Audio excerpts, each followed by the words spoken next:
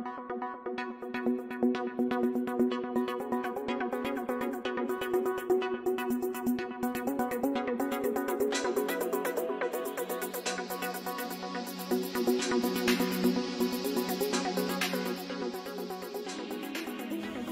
day mga ka-scholar! Welcome to another episode of The Force is Female, a multimedia club special edition for Women's Month featuring stories of PNPA female personnel who played and currently playing crucial roles for PNPA. I am Cadet 3rd Class Helena Hart Delma, a member of Sandikain Class of 2027. Here we have today is the Chief Budget and Fiscal Management Section for the Finance Management Division and the in-house professor for Finance and Logistics Management subject. We have Police Major Agripina Mojica Batoctoy. Good afternoon, ma'am. Good afternoon. Bago tayo magsimula, ma'am, gusto mo bumati sa mga manonood ng PNPA page? Hello sa lahat ng viewers ng PNPA page. Good afternoon. So, can you share to us a little about yourself, ma'am, and yung naging journey mo bilang police officer? Sa mga manonood po, ako po si Police Major Agripina Mojica Batoctoy, a proud member of Class Tanglaulahi 1999. I am a professional teacher, licensed teacher, a graduate of Bachelor of Science in Secondary Education. I am a wife of Lieutenant Colonel Michael Dayaw Batoctoy, and a mother of 5 children, to include my cadet son, Cadet Jose Gabriel Mojica Batoctoy. Nabanggit mo kanina, ma'am, na you were a licensed professional teacher. Yes. Before yun, pumasok kayo ng academy, ma'am. Yes. So, can you share to us about yung journey mo, ma'am, from the licensed professional teacher? Paano kayo napunta sa PNPA? Yung pagiging teacher kasi, pangarap yun ng nanay ko. So, kinuha ko siya as scholar ng PESPA. And then, nung makagraduate ako, makapag-exam, I was invited by my cousin, si Joy Del Vicedo. Sabi niya, "Ate, kuha tayo na exam sa PNPA." Sige. Pero hindi ko alam kung ano yung PNPA. Noong time na yun. Tapos, wala talaga kayong alam, ma'am, kahit yung training? Wala akong idea. Kasi hindi naman ako nag-CAT. Hindi rin ako nag-ROTC. Tsaka, that time, medyo sickly ako eh. Actually, 92 pounds nga lang ako nung mga panahon yun. So, hindi ko na-expect na ganun pala kahirap yun. Ganun pala yung magiging training. So, nung sinamahan ko siya mag-apply, pero hindi siya nakapasa. Ako nakapasa. Dahil yun naman ang pangarap ng tatay ko. Tapos, uwi ko na rin para makagala. So, tinuloy ko. Nag-process ako. Tapos, habang nagpa-process, nananalangin ako pumasa. Pumasa pa rin. So, pinagbigyan ko yung tatay ko kasi binilag ako ng lahat ng bagong damit. Pasok ako. Tapos nung reception na, hindi ko alam yung lahat na sinasabi nila. Nangyaya nila ako sa mga katabi ko kung ano ginagawa. Tapos sabi nung kuya ko, kasi back down ako, sabi na, "Uwi ka na." Sabi ko, "Teka, nagupitan na ako." Hindi ko alam kung saan ako magtatago dahil ang iksi ng buko. Hindi na ako uwi, dito na lang ako. Habang humaba yung buko, saka ako uwi. Hindi naman humaba yung buko. Kaya bago ako umuwi, graduate na. Dahil nag-background ako ng reception, inulit ako ng upper class ko ng reception. Sinali ulit ako sa pangalawang reception. Kaya nakompleto ko yung reception. Dami ko nang pinaghirapan. Hindi na ako uwi. So, from being the licensed professional teacher mo, wala ka talagang alam, ma'am, kahit isa. Basta, ang nabanggit lang sa'yo, ma'am, nung cousin mo is PNPA. Yes, ang alam ko, school to. Sabi niya, school, mag-aaral kami. Libre lahat. Okay. So, tapos yung sinabi mo kanina, ma'am, na way mo para makagala? Makagala. Kasi nung mag-exam na, hindi sana ako mag-exam. Kaso, may piyesta sa amin. Para payakin ako ng tate ko. Sabi ko mag-exam ako, pero after mag-exam, diretso na ako sa piyesta. Sabi ng tate ko, sige. Hindi pa ibang pa ako. So, ang ulterior motive mo talaga is yung piyesta? Yes.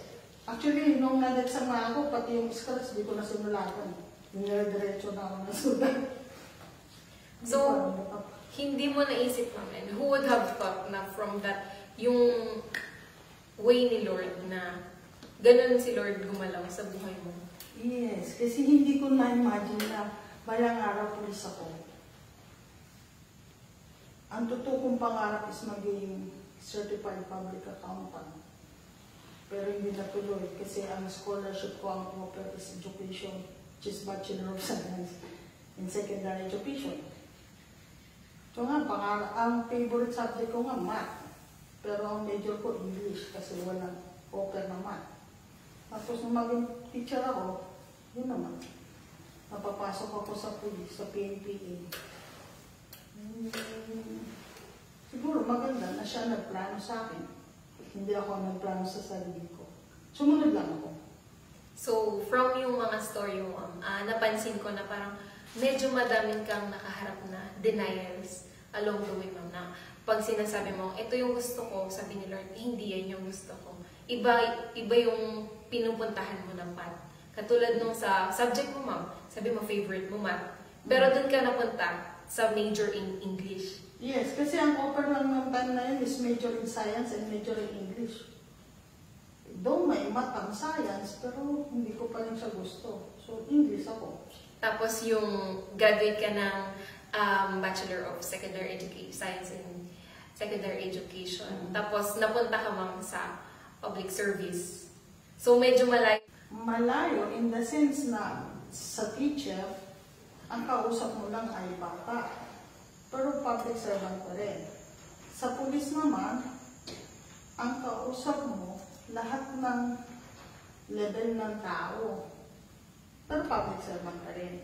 At parehas, I think, magkaparehas sila kasi nangangailangan sila ng mahabang pasensya. Parehas siyang kailangan pasensyosa. Diba? Tama nga dyan, ma'am, na sa pagsiservisyo natin, kailangan natin ng madaming binabaon ng pasensya. Oo. Kailangan marunong kang mag-bake ng pasensya. And also, ma'am, na makikita natin dun sa shinare mo na story na hindi sa lahat ng panahon, yung plano natin sa sarili natin is yung best para sa atin. Yes. Yung sinasabi ni Lord na, for I know the plans I have for you. Yes. Kailangan mong magtiwala lang sa Kanya. Kasi, naalala ko yung sinabi ni Miss Tony Gonzaga. Sometimes, God let things happen to us to educate us, to prepare us, and then to told us na meron akong plano mas better kaysa sa gusto mo. So, pagka hindi nangyari yung gusto mo, maghintay ka na lang kung ano ba talaga ang para sa iyo. Basta ang importante, magtiwala ka na merong para sa iyo. Hindi mo pala alam kung ano yun. So, tama ka dyan, ma'am. And also, sa akin din, ma'am, may nabasa din ako na ang pag nagpo-pray tayo, mayroon lang yan, 3 sagot si Lord. Yung yes, yung not now, or yung no, I have better plans for you. Yes, correct. And dun sa case mo, ma'am, lagi niya sinasabi na no. Nakaka-disappoint dun sa time niya kasi hindi yun yung gusto mo. Pero, in the end, makikita mo na mas better pala yung plano niya. Oh, mali. Ang ano ko dun kasi, kahit di niya binibigay yung gusto ko, hindi naman ako nag-disappoint. May time na, siguro, pag medyo mabigat yung challenge na binibigay sa akin, iiyak lang ako, pero after a minute, hindi siya tumatagal ng oras eh. Mararamdaman ko na yung comfort. Basta maniwala ka lang na there is something better or best para sa'yo. At mas maganda siyang magplano kaysa sa akin. So, going back dun sa story mo kanina, ma'am. Your significant other is also in the field of public service. Yes. So, and also, ma'am, meron kang isa sa mga anak mo is cadet. Yes. Ngayon. So, I believe na hindi madali, ma'am, na ganun yung sitwasyon mo ngayon. Actually, sa mga trabaho binigay sa akin, ito yung pinaka-challenging. Paano panindigan yung pagiging pulis at pagiging nanay into one. Kasi, unang-una, lahat ng magulang ang gusto maprotektahan yung anak, huwag masaktan yung anak, maibigay yung best sa anak. Iwan ako, ginustong pumasok dito. Pero alam ko sa sarili ko kung ano yung pagdadaanan niya. Gusto ko siyang pigilan pero nandun din, ayaw din kasi magiging kontrabida ako. Gusto ko siyang turuan, pero hindi naman po pwede kasi hindi ko kayang gawin sa anak ko. So, ang pinakamasakit doon yung time na alam mo, masasaktan yung anak mo, pero kailangan niyang pagdaanan kasi kailangan niyang ma-mold into a better person. At yun lang ang paraan. Kaya, pag nasa bahay, nanay ako, pag nandito sa academy, pinipigil ko ang sarili ko at sinasabi ko, pulis ako. At ang papel ko dito ay pagiging, nandun ako sa admin support, hindi ako nanay. So doon ako, lagi kami, dalawang nag-iwasan, ay pipigilan ng nararamdaman. Kasi, actually may time na tawag niya sa akin, ma'am. Yes, ma'am. Tinawag na rin niya sa daddy niya, yes, sir. As much as possible, iniiwasan niya ako. Ganun din naman ako. Kasi, mayroon mag-control ng emotion, ng pagiging ina. Pero kaya, kasi hindi magiging mahina siya kung makikita niya ako mahina. So, nagsiset kayo ng boundaries, ma'am, from yung bilang sa work, and then yung sa family. Yes. Na pag-observe ng mga roles nyo bilang public servant and yung bilang nanay. Kailangan niya makita yun. Kasi balang araw, gagampanan din niya yun. At yun ang aking part sa kanya. Ipakita ko sa kanya. Ito ang dapat mong gawin.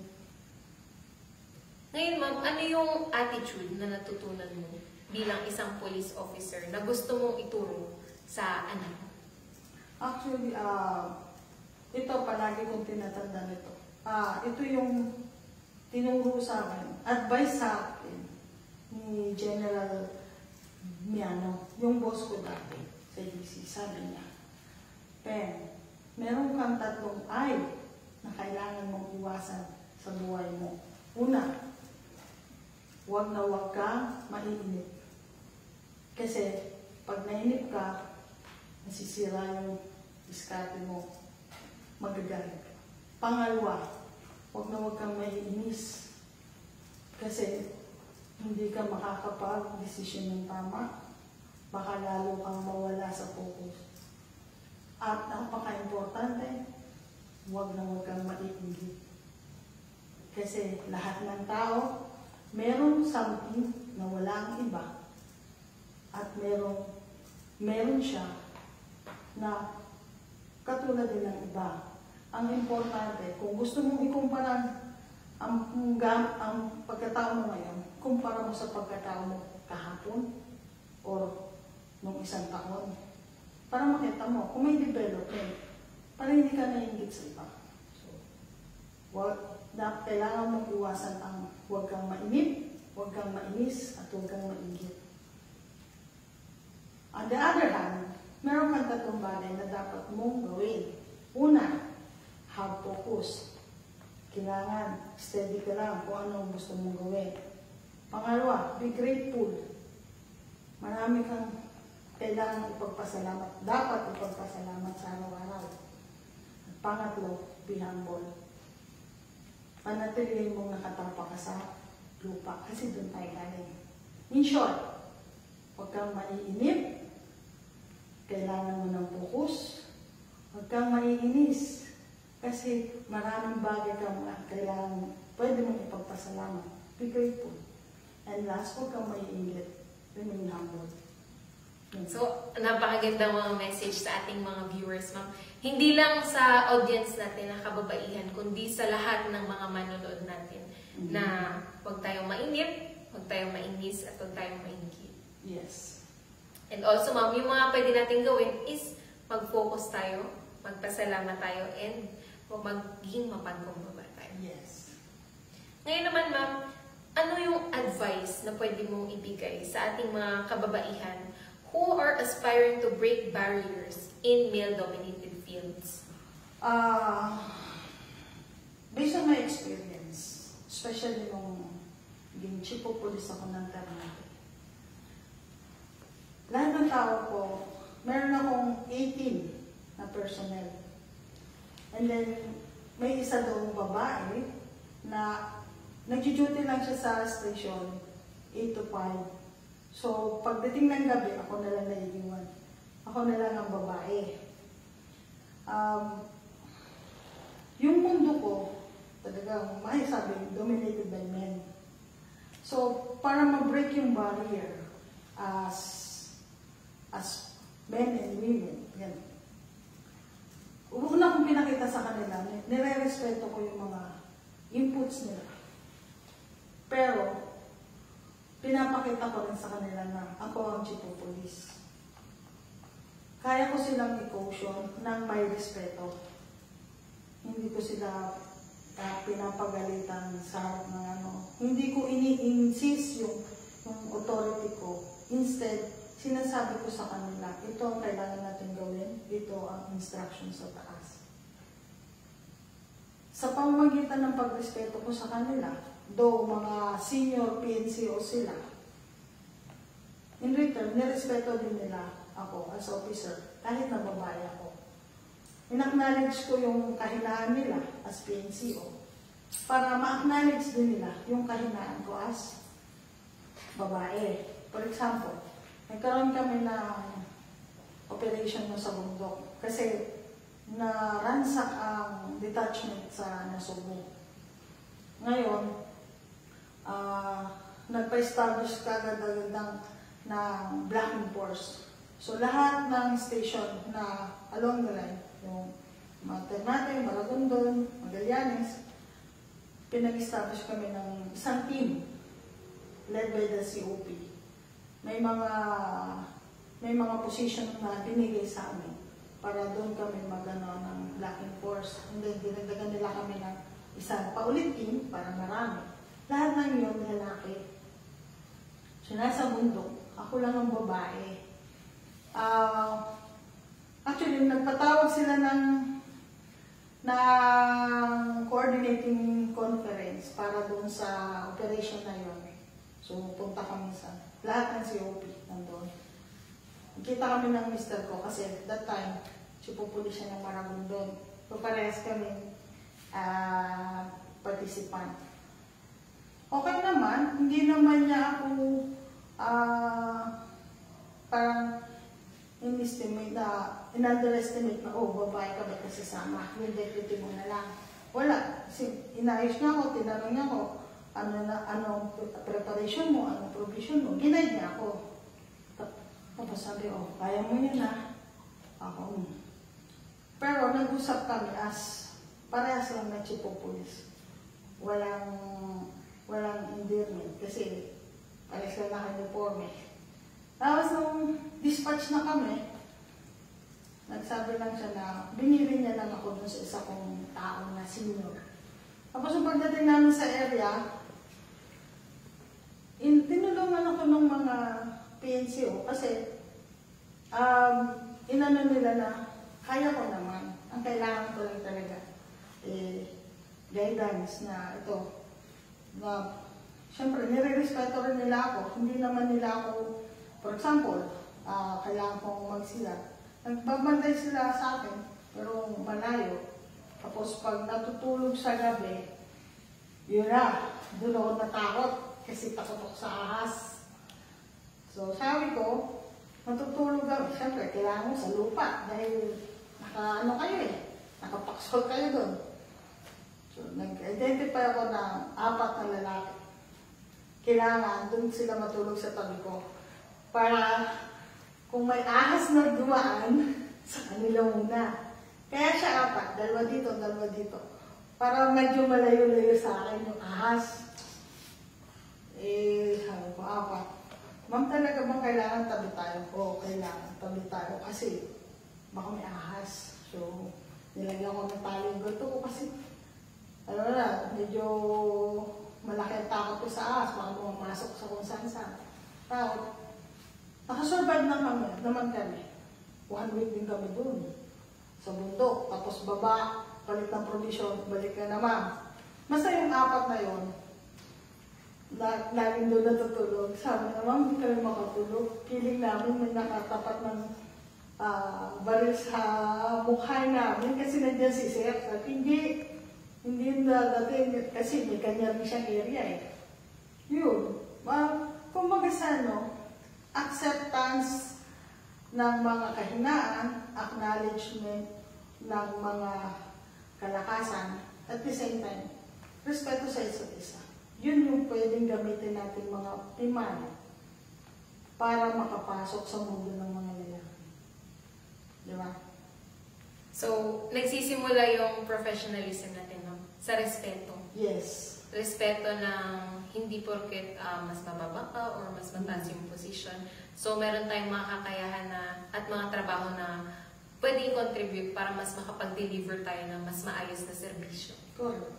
And also, ma'am, at the same time, bilang magkaiba tayo ng gender, meron tayong mga kaya at meron hindi mga kayang gawin. Thus, ang kailangan lang natin gawin is to accept yung kahinaan niya, sabi mo, ma'am.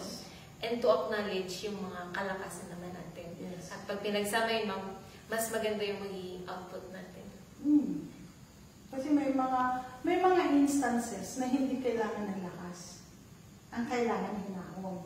Which is kaya i-deliver ng babae. For example, kung papansin niyo yung sa EDSA, di ba mas prefer nila na ang maging barrier is mga babae na namimigay ng rose compare sa mga tangke? Kasi hindi nila mas madali makapagpalubag ng nag-aalab ng damdamin, yung hinahon, yung kalma lang, na malimit, dinideliver ng babae. At balikan ko lang yung story mo kanina, ma'am, bilang yung asawa niyo is also a public servant. Yes. At nagkaroon din ng time na maging magkatrabaho kayo. Yung pagiging public servant niyo ba, ma'am? Nakahinder ba siya dun sa trabaho niyo or naging advantage siya? Para sa akin, I think advantage. Kasi less na yung explanation. Mas madali kayo magkaintindihan. Same language. Same ang aming mga objective. Yung mga documents na kailangan, hindi ko na kailangan ipaliwanag sa kanya. Bakit ko kailangan to? Ganun din siya. Pagka may mga gamit siya, tatawag niya lang. Alam ko na kung alin yung ipiprepare ko. So, mas minsan nga, mas maganda pa yun. Kasi katulad ng sinabi ng Mayor ng Maragondon. Kasi nung time na yun, magkalapit bayan lang ang Maragondon at Ternate. Siya, Chipopolis ng Maragondon. Ako, Chipopolis ng Ternate. So, talagang, parang halos walang pagitan yung aming Minsan nga, pagka operation sa bundok, nahahagip na niya yung Ternate, yung mountainous area ng Ternate sa operation. Ako naman, pag operation sa dagat, nahahagip ko niya rin yung Maragondon. Kasi, minsan, doon na rin ako nakakaikot. Sabi ng mayor ng Maragondon noon, sabi niya, parang masarap pala yung ganitong ang-chip mo yung kabilang bayan, yung asawa at chip. Sabi niya, ang lawak ng nasasakupan ko na hanggang Ternate. Likewise naman, yung mayor ko noon, si Mayor Lindo, ganun din daw siya. Effective daw siya hanggang Maragondon. Kasi mister ko yung nandun. Kaya sa akin, hindi siya hindrance. Advantage nga siya. Mas madali yung communication. Mas madali ang collaboration. Siguro, nakatulong din yung wala kaming nabuong competition. Kasi kung minsan ang nagpapahirap at ang nagiging dahilan ng hindrances is yung nakikipag-compete tayo. Sa amin kasi, hindi kami nakikipag-compete sa isa't isa. Yun na, sinusuportahan ko siya, ginagayad ko siya, yung sa lahat ng alam ko, hinigay ko sa kanya. Kasi willing ako mag-giveaway kung saan siya. At saka acknowledge ko yung mundo ng lalaki. Siya naman, na-acknowledge niya yung mundo ng babae. Aware siya sa mga shortcomings natin, yung pagiging mainitin ng ulo. Alam niya yung postpartum depression. Malaking bagay yun. Yung maliwanag yung communication sa amin, tapos yun na, wala kang competition. So, kung sa lingwahe ngayon, kayo pala yung tinatawag namin relationship goals. Bakit? Kasi, imbis na magkaroon yung sinabi nyo kanina, ma'am, na lalo na sa work, kahit yung mayor nyo mismo, ma'am, mayor ng both cities, nagbe-benefit sa partnership nyo. Yes. Kasi, yung, ma'am, yung parang advantage nyo bilang mag-asawa is hindi lang nakapaloob sa inyong mag-asawa, but also dun sa mga nakapalibot sa inyong mga tao. In terms of sa family naman, nakatulong ba yung pagiging officer ni Barasa? Oo. Kasi nagamit ko yung pagiging upper class ko sa mga anak ko. Pag sinabing hindi pwede, hindi pwede. At the same time, madali ako nakakapag-roleplay. Kasi, kung sana tayo mga kadete, di ba?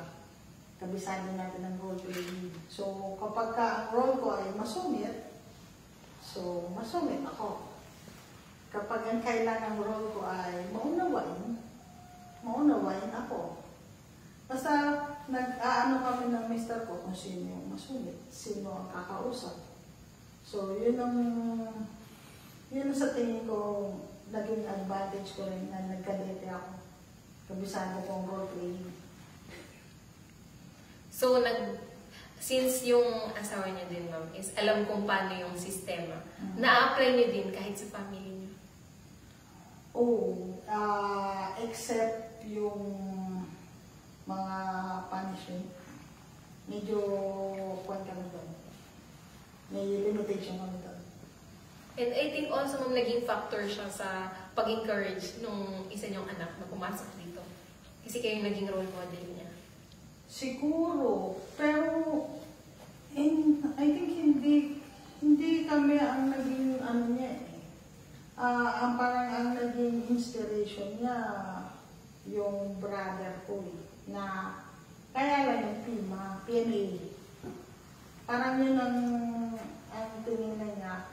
Tapos, na-encourage lang na ito ka na lang sa PNP kasi mas malapit kasi sa Baguio.